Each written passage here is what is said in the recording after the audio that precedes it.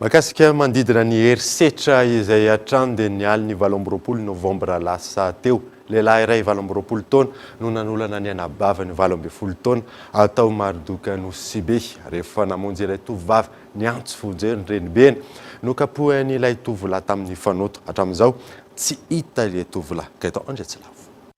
Tao amin'ny tanàna ny maridoka Nosy-be ny 20 novambra lasa teo, tokony tamin'ny 12 ora sasany alina no niseho ny tranga fanolanana. Raha ny tantara, niditra ankeriny tao amin'ny efitranon'ilay tovovavy anabaviny 20 taona, mbola mpianatra ka nanao ankeriny azy tao.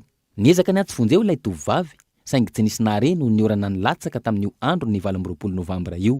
Ny reniben'izy ireo, 7 taona, izay iray trano tao ihany na eno, ka nanantona hijery sy hamantatra ny zava-niseho.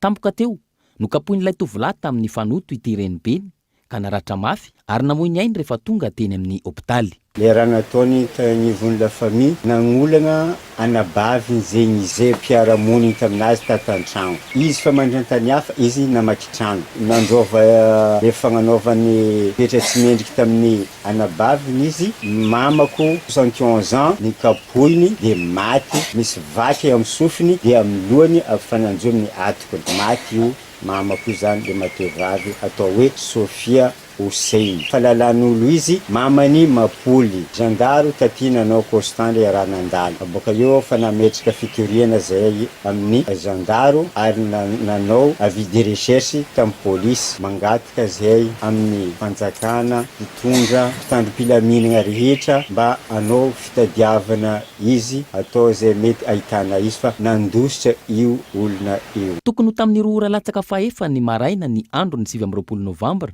eo mpikarakarana ilay tovovavy voaolana sy ny razana ny fianakaviana no naharay SMS avy amin'ilay tovolahy, afatra milaza fa tsy izy ny tompony aina ka aleo ny mamono tena. Nanomboka teo, tsy hita ilay tovolahy ary mbola karohina hatramin'izao. Antony mahatonga ireo fianakaviana hanao antsoavy sy hifanolotanana amin'ny fitadiavana azy. Efa eo ampelantanan'ny mpitandro filaminana amin'izao fotoana ny raharaha ary mitohy ny fikarohana io lehilahy io.